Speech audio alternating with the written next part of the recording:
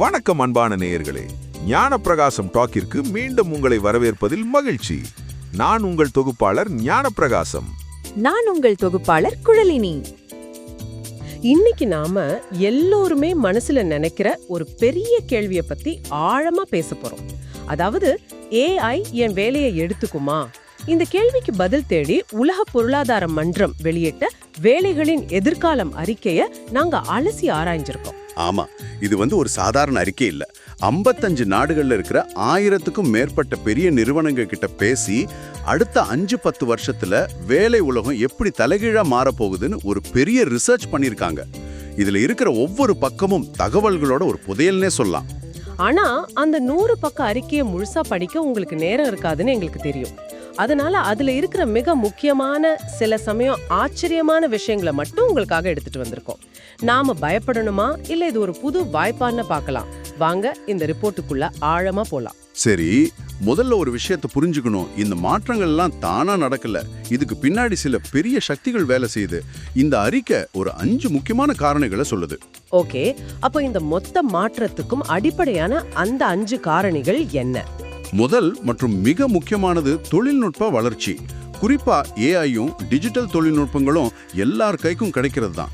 கிட்டத்தட்ட 86% நிறுவனங்கள் ஏஐ தங்களோட பிசினஸை மொத்தமா மாத்திடணும்னு எதிர்பார்க்கறாங்க. இதுதான் இப்போ டிரைவிங் சீட்ல இருக்கு. 86%? அப்போ இது வெறும் ஒரு சின்ன மாற்றம் இல்ல, ஒரு சுனாமி மாதிரி. சரி, ரெண்டாவது என்ன? ரெண்டாவது பொருளாதார நிச்சயமற்ற தன்மை. குறிப்பா வாழ்க்கை செலவு அதிகரிப்பு. பாதிக்கும் மேற்பட்ட நிறுவனங்கள் இந்த விலைவாசி உயர்வு தங்களோட செயல்பாடுகளை பாதிக்கும்னு சொல்லியிருக்காங்க. ஆமா, மக்கள் வாங்குற சக்தி குறையும் போது அது கம்பெனிகளையும் பாதிக்கும் இல்லையா? கண்டிப்பா. எல்லாரும் நம்ம பர்ஸ பார்த்து தான் செலவு பண்றோம். இது ரொம்ப முக்கியமான பாயிண்ட். அடுத்து மூணாவதா பசுமை பொருளாதாரம் நோக்கிய பயணம். அதாவது பருவநிலை மாற்றத்தை சமாளிக்க நாம எடுக்கிற முயற்சிகள். இது ஒரு சவாலா மட்டும் பார்க்கப்படல, ஒரு பெரிய வாய்ப்பாவும் பார்க்கப்படுது.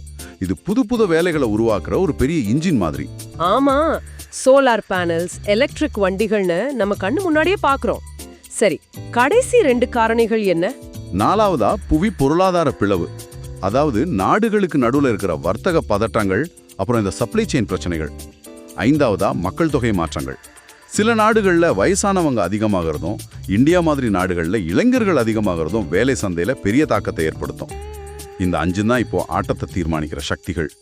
ஓகே ஓகே, இந்த சக்திகள் எல்லாம் சேர்ந்து வேலை சந்தையை எப்படி மாத்துதுன்னு இப்போ புரியுது.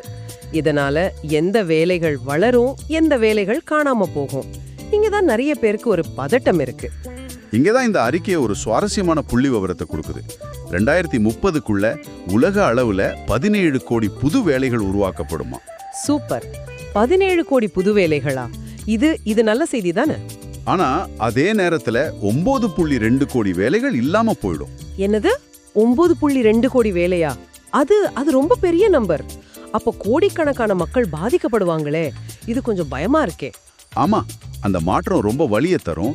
ஆனா நிகரமா பார்த்தா, அதாவது மொத்தமா கணக்கு போட்டா 7.8 கோடி புது வேலைகள் உருவாகும். அதாவது வேலைகள் குறையல, வேலைகளோட தன்மை தான் மாறுது. இது ஒரு பெரிய கட்டமைப்பு மாற்றம். சரி, அப்போ அந்த புது வேலைகள் என்னவா இருக்கும்? எல்லாரும் சொல்ற மாதிரி AI, machine learning, data science இதுதானா? ஆமா, வேகமா வளரப்போற வேலைகள் பட்டியல்ல அதுதான் முதலிடத்துல இருக்கு.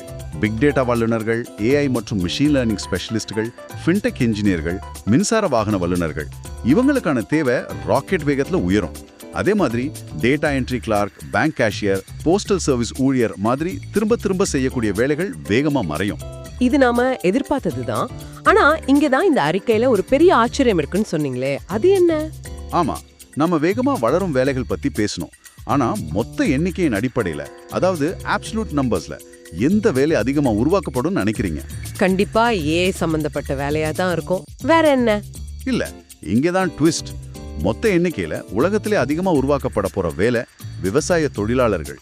ஒரு நிமிஷம், என்ன சொன்னீங்க? விவசாய தொழிலாளர்களா? நான் சரியா தான் கேட்டேனா? எல்லாரும் குழந்தைங்களை கோடிங் படிக்க சொல்லிட்டு இருக்கும்போது நீங்க விவசாயம்னு சொல்றீங்க, நம்பவே முடியலையே. எவ்வளவு வேலைகள் உருவாகும்னு சொல்றாங்க?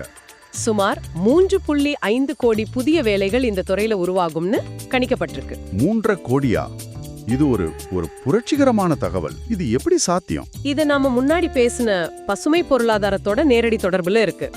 பருவநிலை மாற்றத்துக்கு ஏத்த மாதிரி விவசாய முறைகளை மாத்துறது, நீடித்த விவசாயம் அதாவது சஸ்டைனபிள் ஃபார்மிங், அப்புறம் புது தொழில்நுட்பங்களை விவசாயத்துல புகுத்துறது, இதுக்கெல்லாம் பிரச்சுரமான மனித உழைப்பு தேவைப்படும். அப்போ இது நமக்கு ஒரு முக்கியமான பாடத்தை சொல்லுது. ஆமா, எதிர்காலம்ங்கிறது வெறும் நகரங்கள்ல ஏசி ரூம்ல கோட் பண்றது மட்டும் இல்ல, நம்ம வயல்வெளிகள்ல புதுமையை புகுத்துறதுலயும் இருக்கு.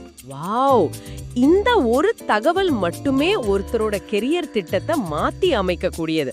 அப்போ வேலைகள் மட்டும் மாறல, நாம வேலை செய்யற விதமும் மாறப்போகுது. அதாவது மனுஷன் செய்யற வேலை, மெஷின் செய்யற வேலை, இந்த விகிதம் எப்படி மாறப்போகுது? மிகச்சரியான கேள்வி. இப்போ நம்ம வேலைகள்ல சுமார் 47% முழுக்க மனிதர்களால செய்யப்படுது.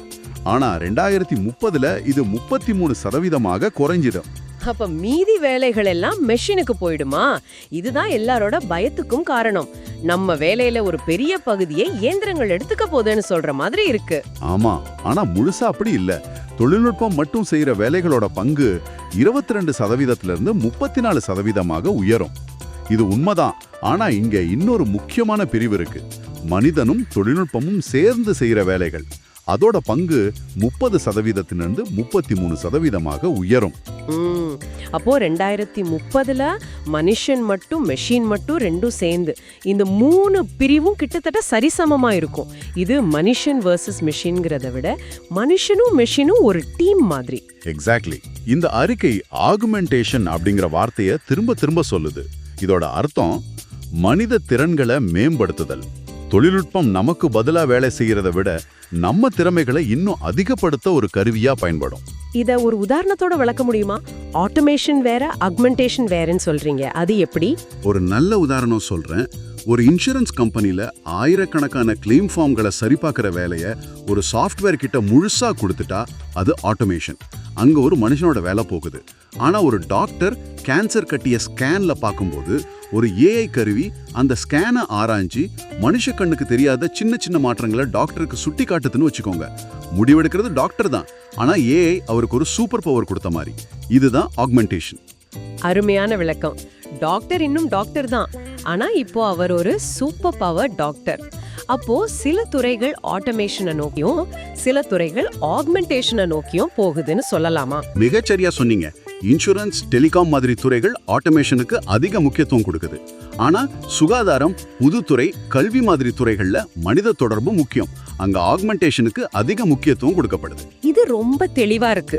அப்போ இந்த புது உலகத்துல, இந்த புது டீம்ல, அதாவது மனுஷன் பிளஸ் மெஷின், இதுல நாம ஒரு நல்ல பார்ட்னரா இருக்கணும்னா நம்ம திறமைகளையும் மாத்திக்கணுமே. இதுதான் எனக்கும் சரி, இதை கேட்டுட்டு இருக்கிற உங்களுக்கும் சரி மிக முக்கியமான பகுதி. நாம என்ன கத்துக்கணும்? இங்கதான் கொஞ்சம் அதிர்ச்சியான ஒரு டேட்டா இருக்கு. அறிக்கையின்படி 2030க்குள்ள ஒரு ஊழியரோட முக்கிய திறன்கள்ல 39% காலாவதி ஆகிடும் அல்லது மாத்தப்பட வேண்டி இருக்கும்.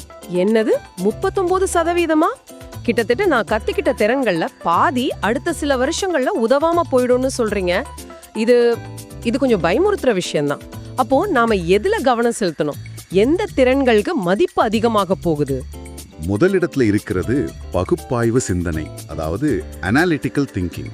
ஒரு சிக்கலை ஆழமா ஆராய்ந்து புரிஞ்சுக்கிறது.